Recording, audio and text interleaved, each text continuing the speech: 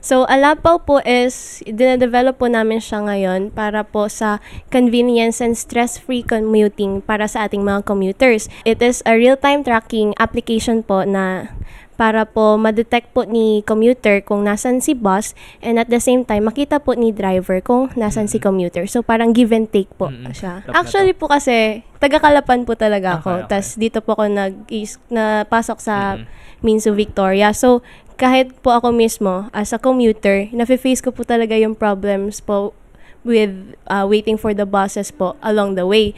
Tas sabi nga po ng mga ng drivers, 15 to 30 minutes daw po yung pag-alis lagi ng buses sa terminal. Meron po talaga silang interval pag aalis po sa terminal.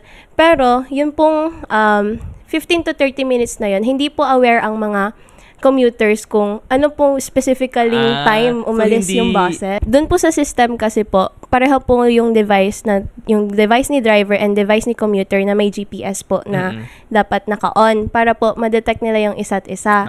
So kung baga po, once na parang nag-book pero hindi naman siya actually booking, para once na clinic po ni commuter doon sa ating application na dito siya nag-aantay, isaset niya yung destination niya, magno-notify po yun dun sa ating driver interface na ay may commuter na nag-aantay sa akin on that area.